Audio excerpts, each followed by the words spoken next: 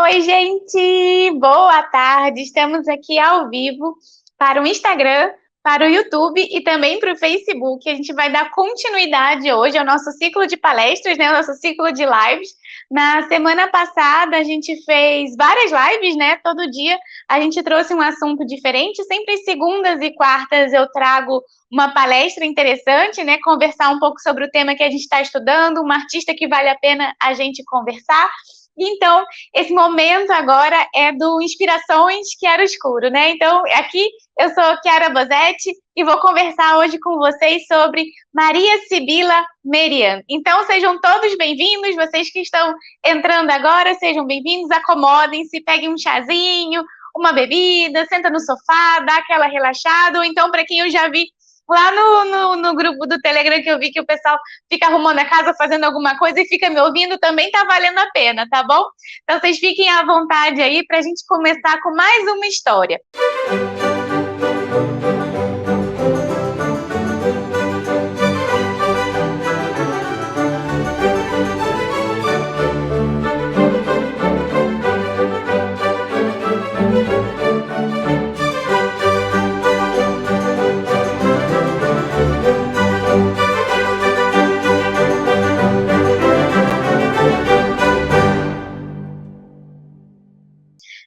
Hoje eu vou falar sobre uma artista que teve uma vida muito interessante. O nome dela é Maria Sibila Merian. Ela foi uma artista que trabalhou tanto com a gravura e no meio da gravura, mas muito mais também com a pintura, né? Ela teve esse momento assim de experiências muito interessante e ela é uma artista do século XVII. Eu sempre dou aqui a minha olhadinha, né, nos meus cadernos aqui para eu não me perder, porque eu faço as minhas colinhas, eu estudo um pouco antes da live, faço a minha preparação toda, senão eu vou me perdendo nas datas. Então eu deixo tudo escrito aqui. Ela nasceu em 1647. Ela nasceu em Frankfurt, na Alemanha, né? Na verdade, naquela região, ainda que em 1647 não era Alemanha ainda, mas eram cidades mais independentes, enfim. Ela é dessa região.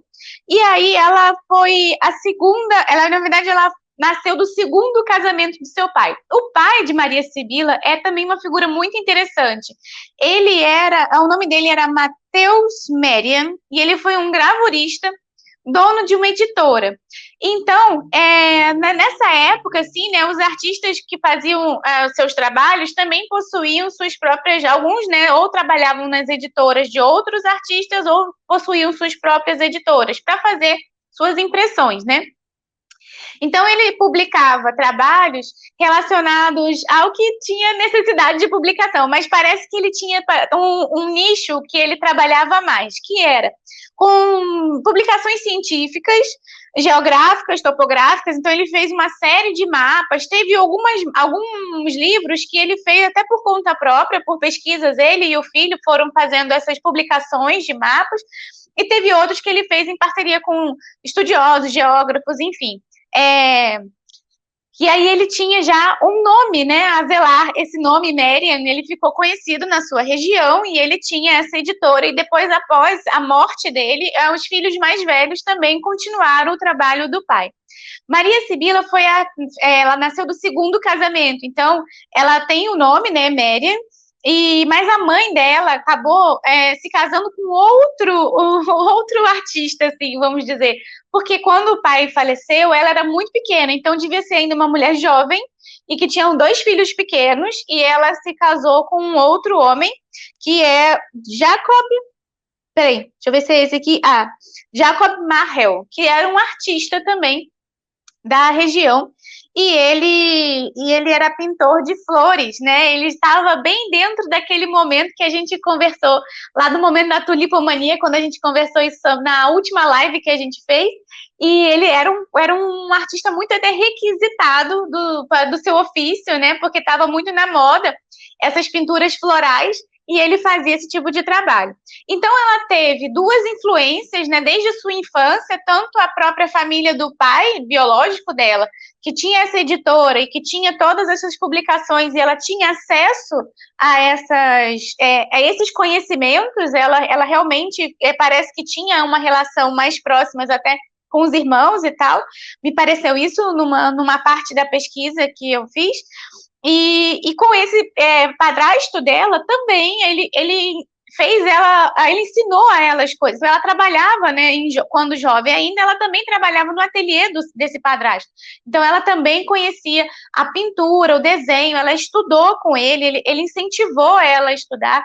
O que é muito interessante, gente, assim, a gente vai lembrar que uma mulher numa época dessa, né, em 1600, vamos dizer, ela nascida em 1647, fez sua infância ali em torno de 1650, 60, 70, a mulher ali, a única coisa que ela deveria fazer na vida era casar e pronto, né? Ela não tinha esse incentivo maior para poder fazer estudos e tal. E ela teve praticamente dois pais que puderam, né, de alguma maneira, influenciar toda a vida dela. Então, um pai editor, que ela tinha acesso à leitura, e o outro pai, que era o padrasto, que ensinou ela, né, a todo o fazer artístico ali. Então, ela ficou com essas duas relações, né, com uma cultura da época muito próxima, tanto a ciência quanto as artes. O pai dela, né, Jacob Marrel, eu já não sei falar esses nomes, gente, aí é mais difícil. Ele era aprendiz também de um pintor muito famoso, aí mais famoso do que ele era famoso na sua região, e o outro pintor também era pintor de flores, que era George Flegel, que era também conhecido e tinha o tema também das naturezas mortas, e enfim, e aqueles assuntos todos que a gente conversou na nossa live, da última live de quarta-feira. Então, a gente está meio que fazendo um caminho, assim, entre a pintura de natureza morta, essas representações, as mulheres artistas que trabalharam dubiamente nesses momentos, a gente vai ver essa produção, né? E ela teve uma vida incrível, gente. Eu acho, assim, a vida dessa mulher é uma vida incrível, porque ela já nos 13 anos, ela fez suas primeiras observações, ela ganhou, achou, enfim, chegou até ela um casulo de bicho da seda. E ela ficou muito tempo ali parada observando o fenômeno que era o bicho da seda, como esse bicho se transformava, a metamorfose, que foi praticamente o assunto que ela travou para o resto da vida dela. Então, ela desenhava, descrevia, observava, fazia anotações científicas, e isso desde muito cedo. Os livros datam que aos 13 anos ela teve esse contato e começa a sua pesquisa com essa idade. E aí a questão do bicho da seda é muito interessante. Ela conseguiu esse bicho, chegou até ela, não se sabe exatamente como chegou, mas parece que nesse momento em que ela teve contato com isso, a Alemanha estava fazendo, essa região ali, né, que de Frankfurt e afins, e outras regiões próximas, a gente chama de Alemanha, mas que realmente não era Alemanha na época, eles estavam fazendo pesquisas para saber se o bicho da seda conseguiria viver em regiões próximas, porque a seda era uma mercadoria que rendia muito dinheiro. Então, o lugar que conseguia fazer com que o bicho se criasse e depois para fiar e fazer o tecido seda, você tinha ali uma possibilidade de mercado muito interessante. Lembrando que a gente vai ter aquelas rotas da seda, né, um pouco até antes dessas datas aqui da Maria Sibila, né, de que tinha aquelas caravanas que saíam principalmente das regiões portuárias da Europa, os portos de Veneza, iam chegar lá na China para poder pegar, trazer a seda de para cá, enfim. Imagina quanto tempo isso não levava para você fazer uma viagem dessa, pegar todo aquele os suprimentos necessários, né, para vender e chegar nos seus lugares. Então, essa época estavam tentando ver se conseguiam criar o bicho da seda em regiões mais quentes da Alemanha. E aí estavam fazendo assim, tanto tentaram que plantaram várias árvores de amora, parece amora branca, foi o que eu achei aqui foi uma livre tradução minha aqui do texto, mas plantaram vários canteiros de amoras brancas para poder alimentar o bicho da seda. E aí, nesses locais de cultivo que eram de regiões quentes, né, fora de Frankfurt. Frankfurt não era uma região propícia ao cultivo nem à criação do bicho da seda, mas o bichinho chega até ela e ela começa a observar. E aí ela descreve, ela fala da importância dessa descrição, porque ela começa a entender como funciona o próprio bicho, tanto é que ela ajudaria a os cultivadores, né, do bicho para poder fazerem melhor o seu trabalho. Então ela começa ali a observar o bicho da seda. Frankfurt, na época, ele era um centro de comercialização da seda, mas não da manufatura nem da criação, mas eles ali tinham um comércio poderoso de seda. Então, provavelmente veio com algum mercador, enfim. E ela conseguiu, né, chegar até ela. Que coisa do destino aí. E chega esse bichinho e ela começa a observar. Ela faz esse estudo e esse primeiro passo que ela dá é um passo muito importante, né? A gente tem que fazer aqui um outro parêntese dessa questão e ambientar um pouquinho a época para a gente dizer como ela foi fenomenal. Nessa época, a gente vai ter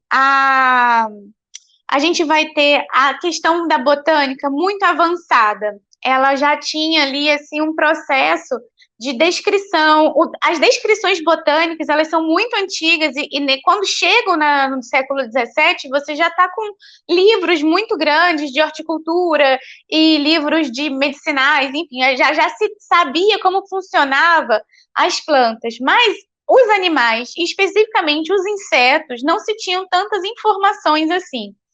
E aí ela inaugura, né, observando essa ideia do bicho da seda, ela inaugura um momento científico ali muito interessante, porque ela observa, ela passa a olhar como esse bicho funciona.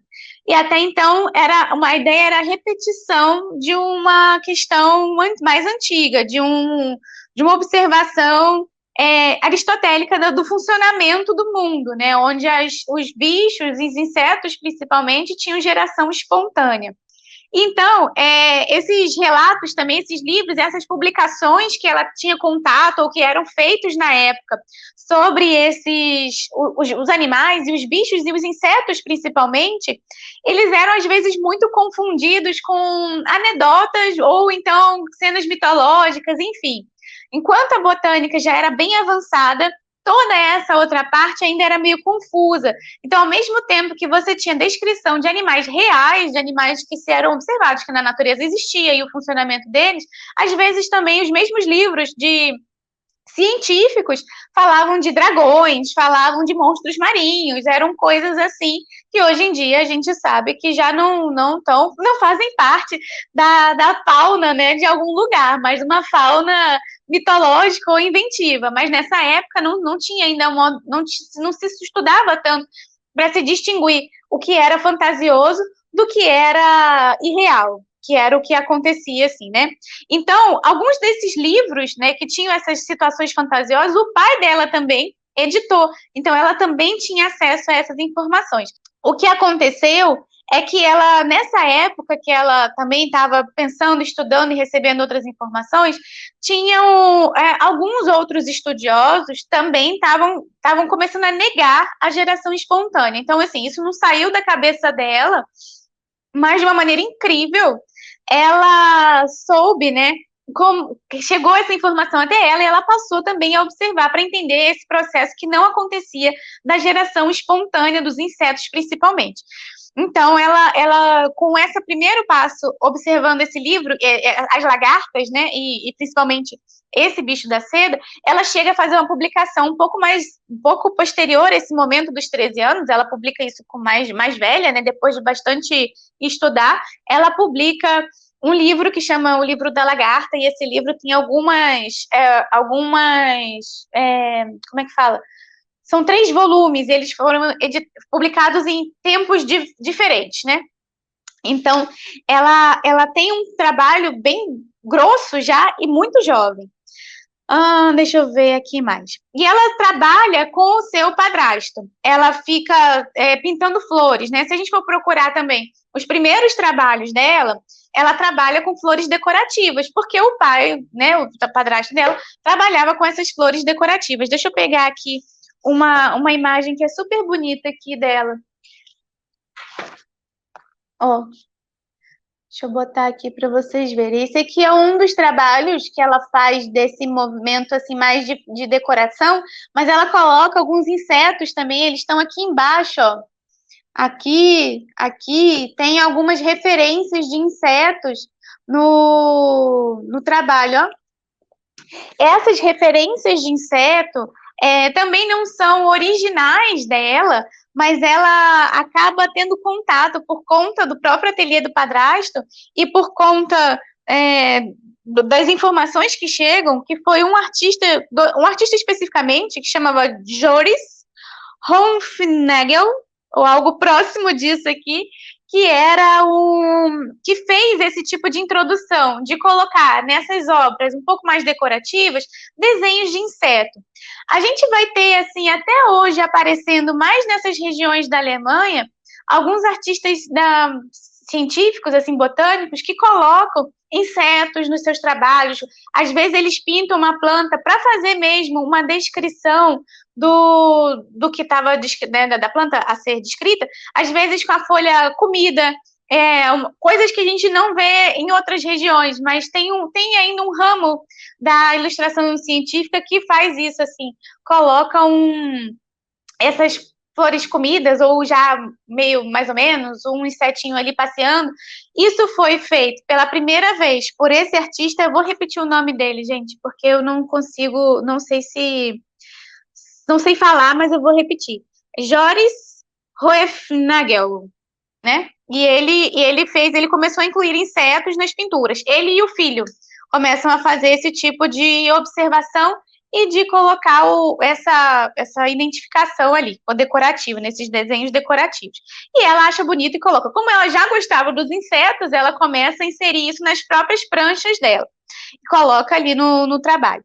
Ela casa também com um artista que era aprendiz, né? Trabalhava também no ateliê do seu padrasto. O marido dela chama Johann Andreas Graf. E ela casa com ele aos 18 anos. Quando ela casa, ela se muda para Nuremberg, porque é a cidade dele, de origem, então ela vai para lá. E lá ela tem duas filhas. Ela tem uma filha mais velha, que se chama Joana, e uma filha mais nova, que se chama Maria. A diferença entre as filhas é de 10 anos. Ela só tem essas duas. Quando ela casa com esse artista, eles se instalam em Nuremberg, ele começa a trabalhar, ele também atinge um status lá, ele realmente é requisitado, ele também tem uma pequena editora, então ela está sempre andando nesse meio, né, das pinturas, das edições, dos livros, das pranchas, ela está sempre envolvida nesse momento. Ela casa com ele, tem as filhas, em uma diferença de 10 anos praticamente, de uma para outra, e aí ela não para de trabalhar. Isso que é muito interessante, ela não para de produzir, ela continua com seus afazeres domésticos, porque nessa época, se hoje em dia a gente já tem uma grande parte da questão doméstica ainda é muito feminina, imagina no século XVII como isso não era. Então, ela continua com todos os afazeres domésticos, a criação das filhas, ela continua pintando e também dando aulas. Ela dava aulas, né, para meninas da sociedade da época, para aprender a pintar, a desenhar. Então, ela continua sendo uma mulher independente nessa época, o que é muito interessante. Eu sempre achei, assim, a vida dela completamente fora do comum para uma mulher da época. Assim, dá para contar quantas mulheres foram assim. E dentro do mundo da arte, assim, eu acho ela um ser, assim, super diferente, porque por mais que ela teve ela saiu de um local propício para isso, mas ela conseguiu aproveitar. Eu acho que também tem isso, assim, não é só porque ela nasceu naquele lugar, lógico, né, naquele momento, ter essa chance de estar introduzida, né, em famílias artísticas e de editoras e de saberes e de passar conhecimentos, já é um grande fator. Mas ela poderia simplesmente só casar, né? Ela continua observando ali, continua trabalhando e se empenhando nos próprios estudos, que isso já é uma grande questão que ela vai fazendo. Aqui tem um mapinha, deixa eu ver aqui se essa aqui só uma ilustração aqui, ó, esse aqui é o mapa feito pelo pai dela, né? Que foi a gravura que ele imprimiu, né? Esse processo aqui. Deixa eu ver aqui como é que é, se tem alguma outra informação. Para quem não está também, só vou fazer um parêntese técnico aqui. A gente vai ver esses trabalhos coloridos, esses trabalhos eram feitos mais ou menos assim. Deixa eu voltar. Aqui não é uma gravura, aqui é um original. É uma foto do original. Deixa eu ver se dá para ter uma noção aqui. Isso aqui era o original que o artista fazia, e esse artista chegava com essas imagens originais numa editora desses gravadores, né, gravuristas, e eles iam lá, copiavam esse desenho, e nessa cópia faziam a matriz, que essa matriz, na gravura, ela faz a repetição das imagens para criar uma publicação. Então, quando eu falo de uma editora e de desenhos, a diferença está aí. Enquanto ela foi criada junto com um artista das pinturas, então ele cria originais, como ela faz aqui, e cria as originais.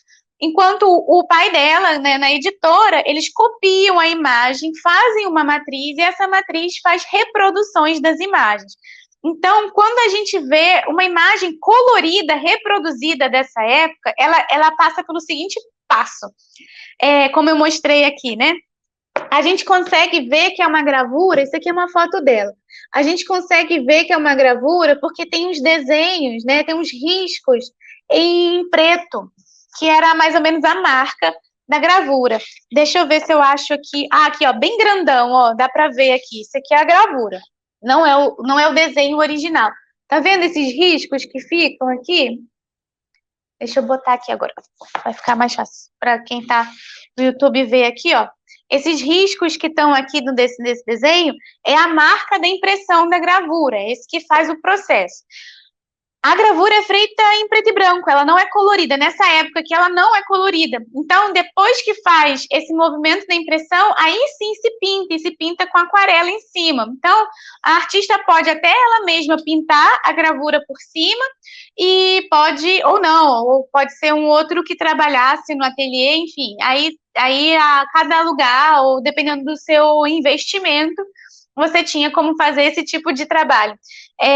Então, quando a gente vê um facsímile de um livro, que é o caso desse aqui, que eu vou mostrar de vez em quando alguns desenhos, e todos eles são coloridos, não são gravuras coloridas, elas foram coloridas depois de serem impressas, né? Não havia impressão colorida ainda nessa época aqui.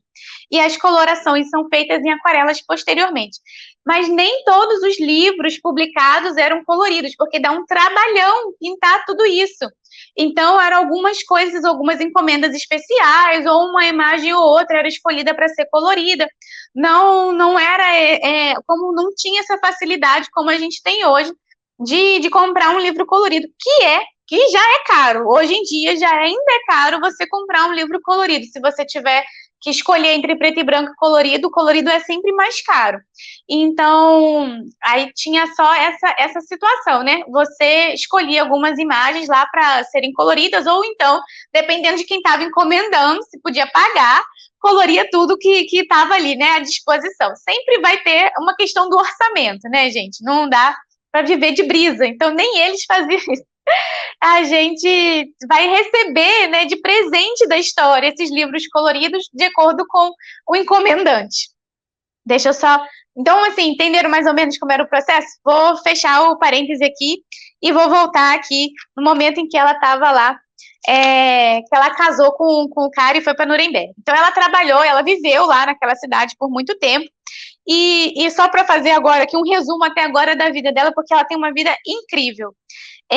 Então, desde cedo, ela começou a observar os insetos, e um dos primeiros insetos que ela observou foi o bicho da seda, que era, economicamente,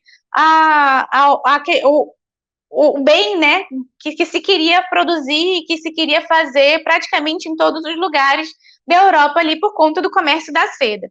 E ela começa a fazer esse tipo de observação, e o trabalho dela é muito relevante, né? Ela entende aquilo como uma relevância muito grande e chega a ser realmente um trabalho muito relevante, porque ela começa a dar visão àquela ideia de que os insetos não se reproduziam por geração espontânea, eles têm um ciclo de vida específicos, de que, né, é ovo, é larva, é o casulo, a transformação, e enfim, ela faz todo esse movimento do ciclo da vida, da metamorfose.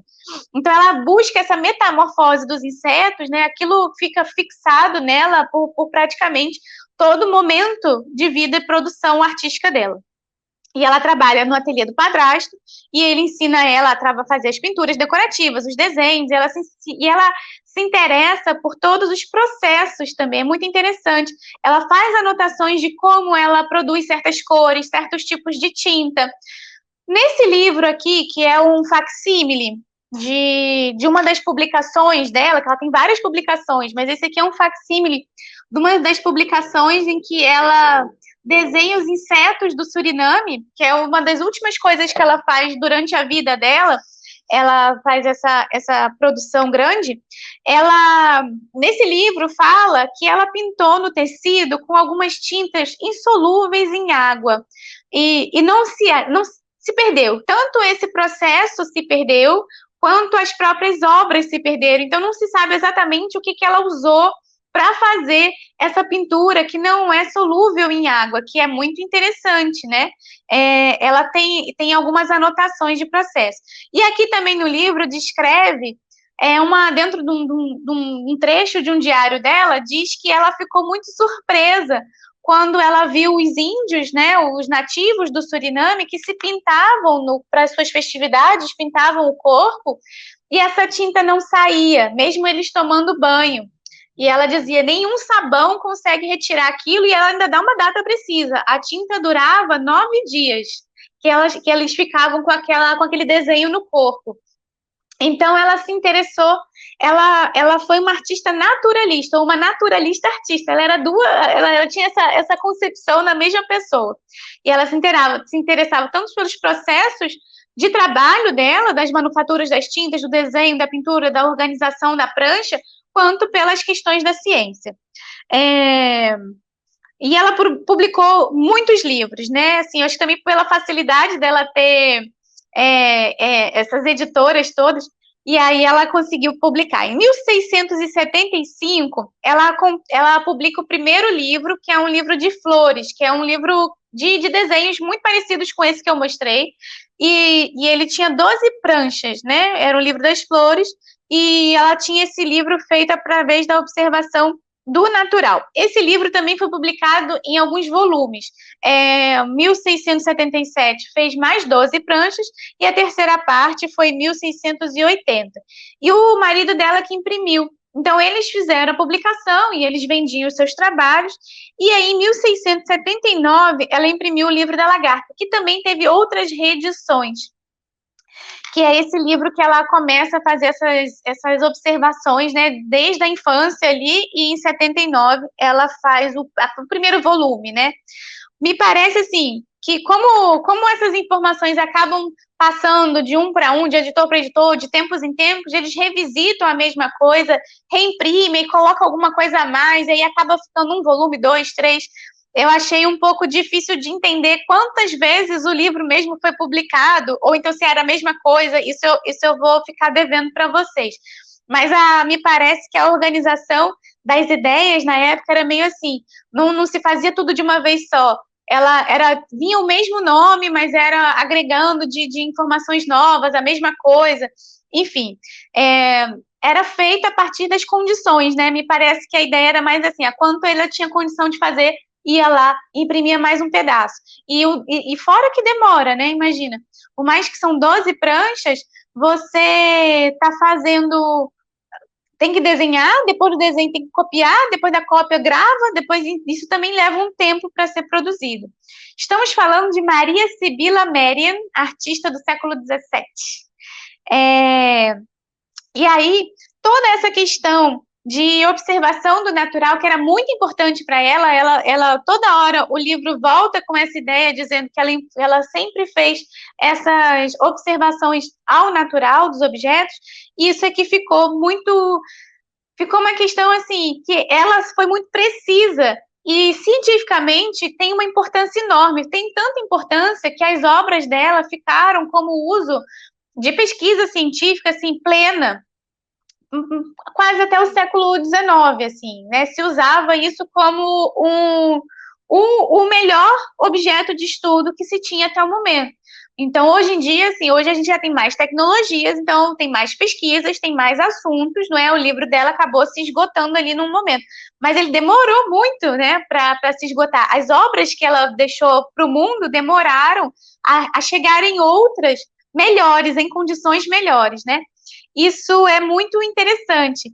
E aí, por conta disso, né, ela ficou muito importante cientificamente. Tão importante que ela foi fonte de pesquisa do naturalista Carl Linnaeus, também não sei falar como é que diz na língua dele, né? Mas a gente chama de Linneu aqui, que fez a organização da classificação científica. Ele usa a obra dela, de tão precisa que ela é. Ele se organiza a partir de muitas organizações dela mesma. Então, ela foi uma das fontes, você vê como ela foi importante. E eu procurei achei uma coisa engraçada quando estava procurando algumas coisas do Linneu, assim, só para poder situar, né? Ele era botânico, geógrafo, naturalista, pesquisador e não sei o que, não sei o que, não sei o que, um monte de coisas. Tipo, a lista dele é enorme de coisas que ele entendia. Então, justamente, ele era um naturalista, porque nessa época a ideia do naturalista era uma pessoa que entendia de praticamente todas as ciências. Então, ele tinha era englobado numa pessoa só, e ele parece que foi uma das mentes mais brilhantes da época dele. Tem elogios de Goethe, tem elogios de outros filósofos em cima dele, e o cara brilhante, super, assim, que fez uma revolução na ciência e tal, usou como fonte de trabalho ele cita várias vezes os livros e as pesquisas dela nas suas anotações. Então, você vê, genial. Ela é genial, né? Olha só que coisa maravilhosa. Então, ela produziu muito, e as filhas dela também eram ilustradoras, né? Assim, pelo livro aqui, tem hora que não se sabe muito bem se o trabalho é da mãe ou se é das filhas, mas parece que elas eram assistentes da mãe, né? Elas ajudavam a mãe também. A filha mais velha, a Joana, se torna ilustradora também. Ela trabalha independente. Tem alguns trabalhos que tem assinatura da filha mais velha, Joana. E ela chega a trabalhar num jardim botânico. Ela desenha algumas coisas e ela é comissionada, né, que a gente fala, para trabalhar num projeto específico. A filha Joana. E deixa eu ver o que mais. Então, tem uma passagem da vida dela que eu também achei assim genial. Em 1681, ela sai de Nuremberg, a Maria Sibila, ela volta para Frankfurt, que ela vai morar com a mãe dela, porque a mãe tinha ficado recém-viúva, e aí ela vai morar com as filhas também. Ela sai de Nuremberg, vai morar com a mãe. Me parece que ela foi morar com a mãe, tipo, e o marido continuou lá em Nuremberg. Eles não essa informação eu não achei, gente, mas pelo modo que foi contada a história aqui, me surgiu essa ideia, porque ela se divorcia desse marido depois. Então, em 1881, ela sai de Nuremberg, volta a Frankfurt para morar com a mãe, que ficou viúva. Em 1685, ela, a mãe e as filhas vão morar numa comunidade, chama a comunidade labadista, porque o irmão mais velho dela, o irmão filho, né, do primeiro casamento do pai, tá morando lá, tipo, chama ela e ela vai. Eu fui procurar um pouquinho sobre essa comunidade labadista. Ela é um movimento religioso protestante e onde as pessoas viviam em comunidade. Essa ideia meio comunidade, assim, me pareceu super riponga, sabe? Uma ideia em que todo mundo trabalhava coletivamente para o bem comum. As crianças não eram filhas de uma pessoa, mas eram filhas da comunidade. Essa comunidade tinha acesso por ser uma comunidade religiosa, eles tinham acesso também a conhecimento. Então, ela cresceu muito ali, cientificamente, dentro dessa ideia, dessa época que ela morou ali, pelo acesso que ela teve à informação. Então, ela ficou um tempo nessa comunidade. Ela só sai da comunidade quando o irmão e a mãe morrem. É isso mesmo. Então, tipo, o marido dela não quis se converter a esse estilo de vida e eles se separam. E o período que ela morou na comunidade, ela morou num castelo chamado de Walta. E essa comunidade, ela trabalhou muito, assim, ela produziu muito nesse período também. Ela teve tempo para se dedicar às aquarelas, aos trabalhos que ela queria desenvolver. Então, após a morte do irmão e da mãe, ela sai, ela deixa a comunidade e se muda para Amsterdã. Isso foi em 1691. Ela já estava divorciada e foi começar uma vida nova em Amsterdã. Então, para se manter e manter as filhas, elas vendiam os trabalhos artísticos, né? E ela até conhece uma outra mulher que vira a patrona dela, que chama Agnes Bloch. Então, ela consegue vender seus trabalhos através dessa relação que ela tem com ela, e essa Agnes tanto vira, né, patrona dela, quanto da filha dela, né? E aí vai achando ela fica amiga de uma pessoa bem relacionada, que a gente chama os patronos, né? Eles vão apresentando os trabalhos, vão ajudando, não são exatamente os marchantes, mas vão ajudando a disseminar a obra dessa artista. E aí, com isso, ela consegue se financiar para viajar para o Suriname. Então, ela faz essa viagem em 1699. Ela vai com a filha mais nova. A filha mais dela, nessa época, já era casada. E aí ela vai... A filha mais velha dela era casada com um artista também, se não me engano. Eu acabei esquecendo de pegar a vida da filha casada, mais velha. Esqueci de ver como é que ela fica. Não era não, porque a filha, ela trabalha, a filha dela mais velha casou com um homem que trabalhava com alguma empresa que também era do Suriname, porque ela vai depois, essa filha mais velha vai depois ao Suriname e ela faz um intercâmbio para a mãe. Quando a mãe retorna, elas não vão no mesmo período, elas vão em períodos diferentes, elas não se encontram no Suriname, mas como a mãe retorna, elas fazem um intercâmbio dos estudos que a mãe precisa. Então, a filha fica mandando as coisas para ela lá do Suriname. Então, se eu só falar da viagem aqui, senão eu vou me perder. Em 1699, ela se financia e vai fazer essa viagem ao Suriname, a fim de estudar os insetos e fazer essa pesquisa toda. O Suriname eu acredito que era colônia holandesa, né? Era Guiana, tem as Guianas todas, era uma das Guianas que tinha, e ela era uma colônia holandesa, e ela nessa época estava na Holanda, em Amsterdã. Então ela vai lá, é de interesse também local que você tenha uma exploração lá. Então ela vai lá para desenhar, e ela passa 2 anos buscando insetos, plantas e tudo. Então é uma viagem muito interessante. Ela vai com a filha, numa viagem sozinha, elas duas sozinhas. Isso já é também uma outra coisa muito curiosa de acontecer. O livro fala a todo momento que ela faz uma viagem desacompanhada. Então, esse desacompanhada quer dizer que ela não tinha um homem para guardar, né, a honra dela, nem da filha, e elas estavam indo para essa colônia que não tinha a mesma, dentro do olhar deles, não tinha os mesmos confortos, né, de uma Amsterdã. E ela vai e fica durante 2 anos. E lá ela conhece e se estuda e coleta muitas coisas, mas ela precisa voltar porque elas ficam doentes e aí não dá mais para continuar naquela viagem, a viver lá. Elas retornam a Amsterdã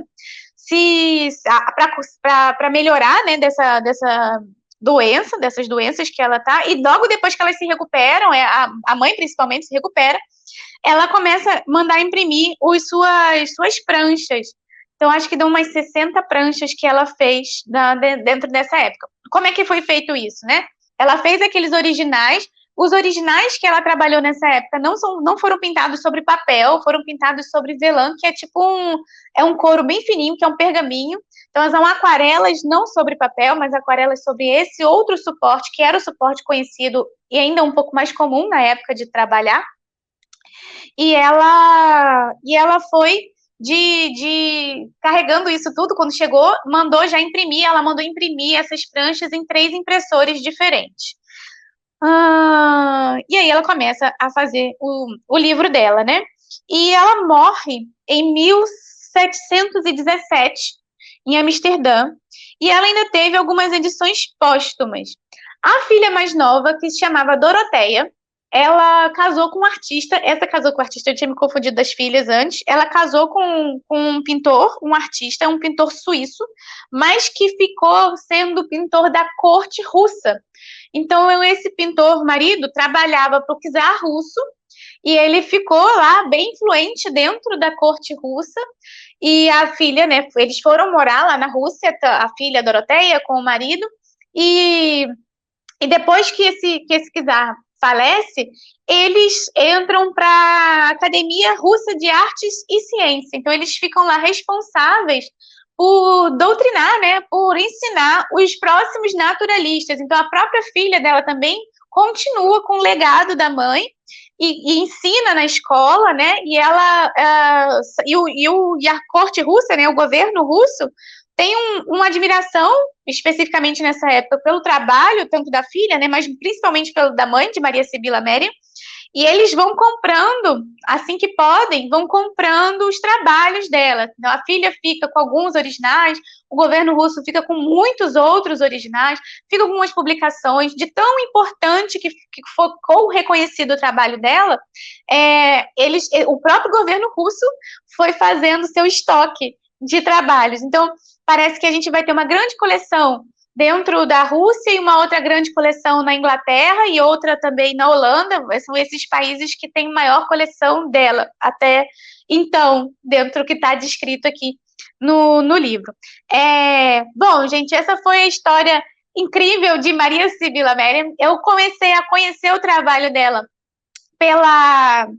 na época do meu último ano da faculdade, assim, praticamente, foi quando eu fiz a pesquisa para a finalização, né, para o meu TCC do curso de pintura.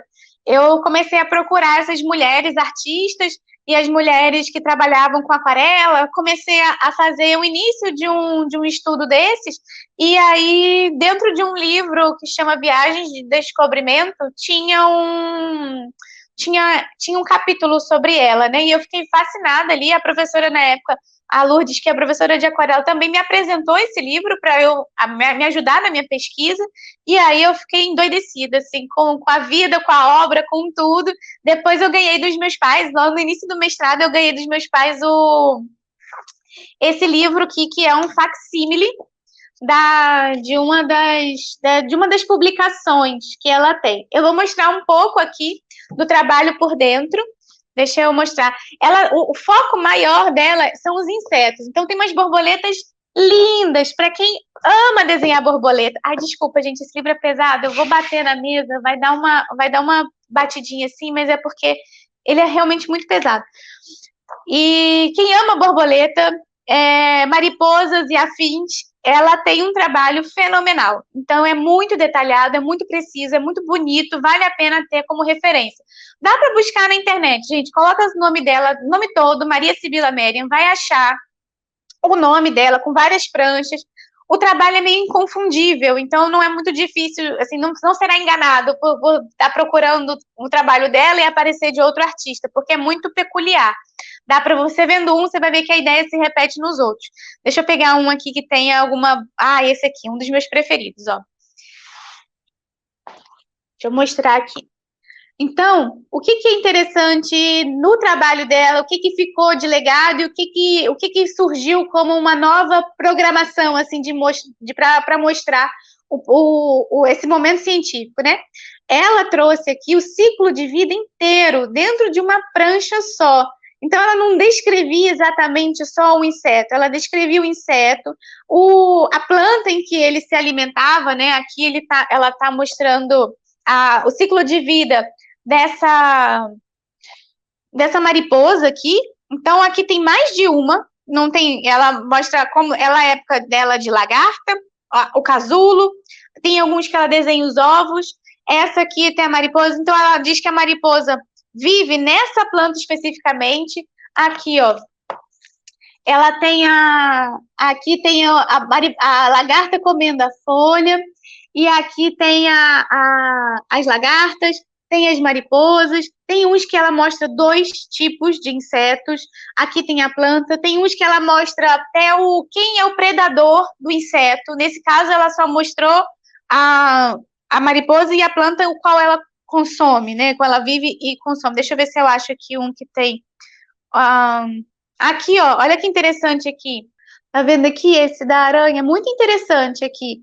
Numa mesma prancha, ela bota o tronco, né? A árvore em que elas vivem, as fases da vida da aranha, as fases da vida da formiga. Aqui a aranha comendo passarinho, ó, como ela se alimenta. Então, ela coloca várias informações numa prancha só. E isso é fenomenal. Ela faz com que a informação fique muito clara para quem vai estudar. E ela faz isso quase que com... É o ciclo de vida e o habitat natural daquele inseto, ou de 2 ou de 3, porque às vezes eles podem viver juntos, né? Assim, não tem algumas coisas na natureza que é assim... um animal ou inseto, ele se dá naquele local porque outro também vive ali, porque um descarta alguma coisa e o outro come, enfim. E ainda tem a vegetação junto. Aqui tá até comendo passarinho. Aqui tem, sei lá, umas goiabas. Que planta é essa? Não sei, gente. Eu teria que ler aqui, que agora eu não parei para ler. Tem aqui do lado, tem a descrição, só que o nome é o nome científico. Aí eu não sei identificar ainda o nome científico de todas as coisas. Olha só que bonito esse aqui também. Essa é um pouco mais simples em relação às outras, mas ela coloca a mariposa aberta, a asa fechada, porque são diferentes. Tá vendo? Quando ela abre, ela tem um desenho, quando ela fecha, ela tem outro desenho. Aqui tem a lagarta dela, o casulo, enfim, as partes todas. Esse eu sei. Essa é do maracujá. Aqui, ó, a planta do maracujá e os insetos que habitam ali a planta, né, que se fazem parte dessa natureza toda. Então, ela vê a natureza como um todo. E é bem interessante, assim, o processo. Aqui tem vários insetos pequenos que estão vivendo ao redor daquela flor do maracujá. Aqui a banana e a borboleta. Ainda tem um lagartinho aqui, ó. Olha só que interessante. É muito bonito esse trabalho, por isso que ficou uma coisa, o modo dela conversar com o espectador é muito claro. E imagina, né, você chegar também, ir a um local desconhecido, chega com toda essa informação, volta e publica isso e mostra essas cores maravilhosas. Ela chega, ela diz que ela retorna, né, para a Europa, para Amsterdã, cheia de pequenos vidros com animais, insetos e pequenas coisas que ela coletou, conservados no whisky, no brandy ali, que era o que ela tinha, o álcool que ela tinha para poder trazer essas relíquias dela ali para ela poder estudar. Então aqui tem um dos besouros também, ó, deixa eu pegar aqui, ó. Uns besourinhos assim. Então, para quem se interessa sobre insetos, ela é a mulher que não podemos deixar de pesquisar. Enfim, gente, eu acredito que eu vou ficando por aqui. Aí, olha, a Erika falando que o Carlos Linneu é um homem considerado um papa da biologia. Gente, então ele é o máximo, mas ele como máximo, foi beber na fonte lá da Maria, porque ela é o máximo também. Então, é muito, muito interessante. Esse livro, as ilustrações foram coloridas por ela em aquarela? Por ela eu já não sei dizer. Porque aqui, esse livro ele foi feito em 3... Aqui as pranchas me parece que foram feitas em três editoras diferentes da época. Eu não sei se foi ela que coloriu ou não o desenho. Porque tem umas que são assinadas e as assinaturas não são todas iguais. Deixa eu ver aqui. Essa informação não achei no início do livro. Posso pesquisar se foi... Vou tentar pesquisar para saber se foi ela que pintou ou não. Mas aqui no fim... Deixa eu ver. Pode ter me faltado aqui, gente. Que essa publicação não é em português. Essa publicação ela é trilingüe, mas ela é em inglês, francês e em alemão. Então, eu fui lendo. Pode ser que tenha me fugido alguma coisa aqui dentro dessa informação. Mas pelo que eu catei aqui, não achei. Mas vou dar uma relida para ver se tem. Eu acho que esse aqui... deixa eu ver se esse é... A ilustração 10. Esse aqui que é o livro das flores, ó. Aqui. O livro das flores no... que ela publicou, o primeiro que ela publicou, apesar dela ter feito primeiro a pesquisa das lagartas, ela publicou primeiro esse livro aqui das flores. E essa aqui é a folha de capa. Olha que delicado, olha que bonito que é essas guirlandas. Gente, eu adoro isso, eu acho lindo. Eu pintaria isso, assim, todos os dias, pelo resto da vida, essas guirlandas florais, assim, eu acho lindo demais. E ela fez, assim, com maestria, né? Essas flores todas, esses desenhos, esses detalhes todos, ela realmente se esmerou muito e teve subsídios, né, nesse momento, familiares que puderam fazer com que ela fosse mais à frente, mas eu acho que a gente tem que lembrar também que no momento que ela vivia, né, assim, muito esforço dela também para poder chegar onde ela chegou, porque senão não é só, né, a família ajudou, digamos que já é um muito caminho andado, mas ela trabalhou bastante. As originais em latim, não sei dizer para você se as publicações originais são em latim. As publicações de insetos, os nomes, talvez sim, eu não sei te dizer. Porque aqui do lado,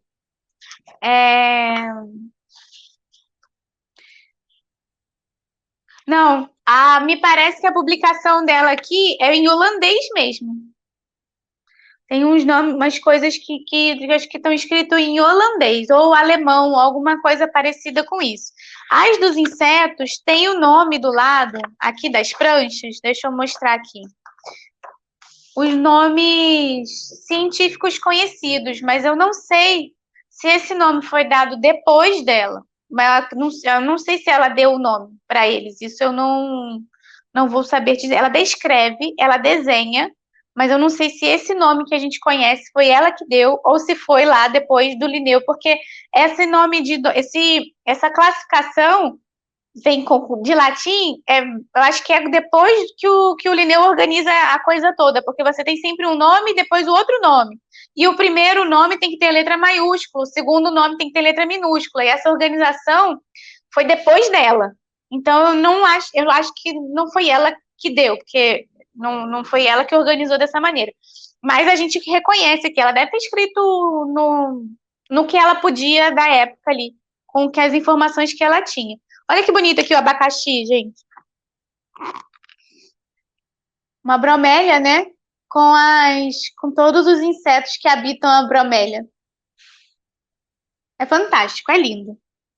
Ela descreve, pelo que me parece aqui, ela descrevia as características da figura conhecida. E aí isso aqui é tipo uma borboleta, e essa borboleta tinha isso aqui, isso aqui, isso aqui. Ela vai fazendo semelhanças, né? Até aqui, nessa aqui tem aqui. A classificação de Linneu é de 1763, então é realmente a posterior. Não foi ela que deu esses nomes que estão aqui do lado. Ela escrevia aqui alguma coisa que poderia descrever o objeto que ela estava observando. E voltou com um monte de coisa.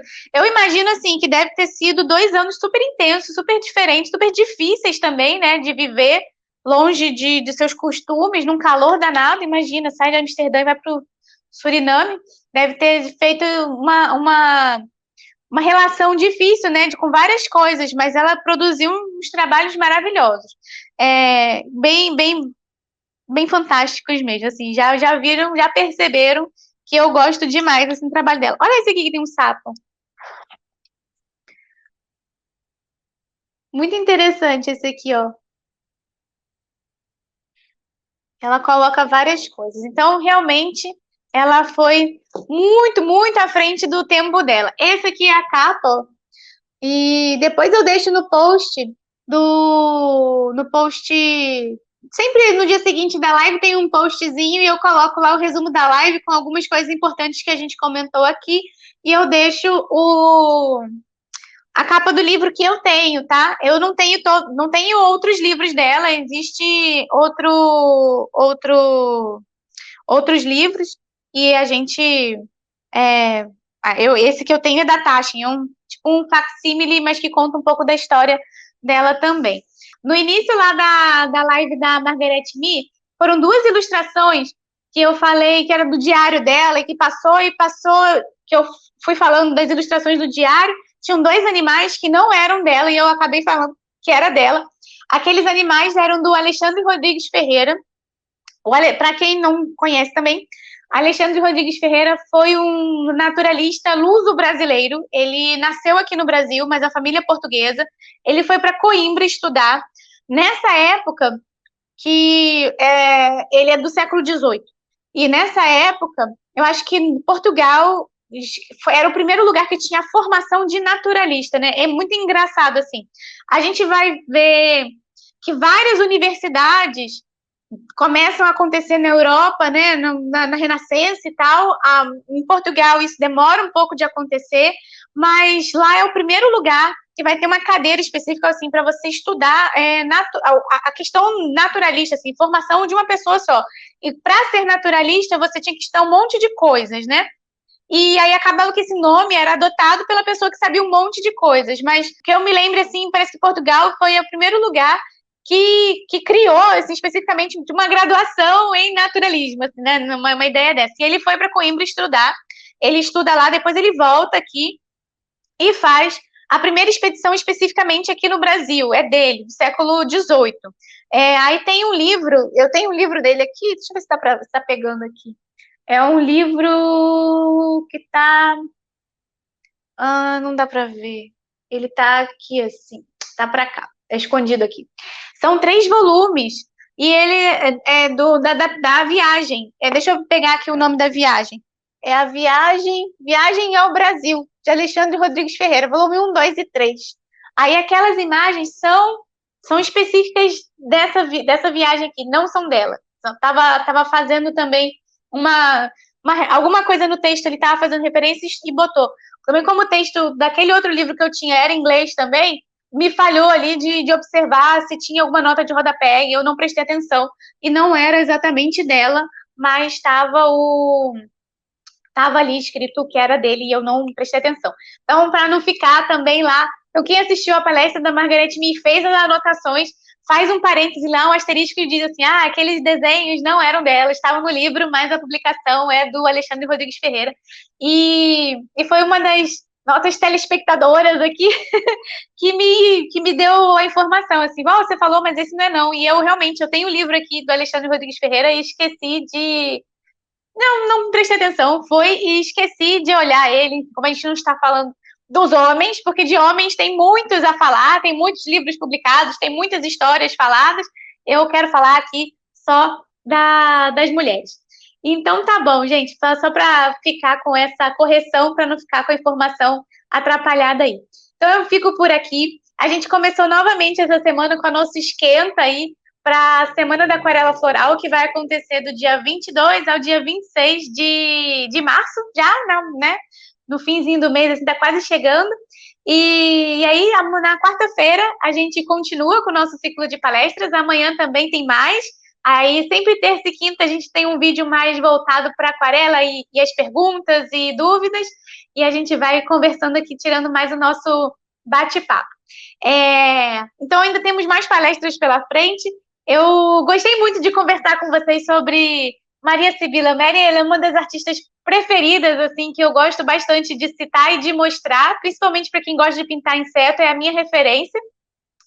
Espero que vocês tenham gostado também, espero que vocês tenham, quem conheceu mais um pouquinho e me ajudou a fazer aqui, mais uma vez, a live, escrevendo informações preciosas aí nos comentários. E quem não conhecia, passou a conhecer e vai começar a pesquisar um pouquinho mais sobre ela. Eu acredito que é sempre bom a gente conhecer e estudar. As lives daqui das nossas conversas e bate-papos e afins são sempre às 5h30 da tarde.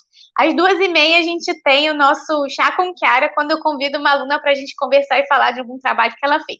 Então, a gente está nesses 2 horários. E espero que vocês tenham gostado. E até a próxima, gente. Até amanhã a gente se vê de novo. Tchau, tchau.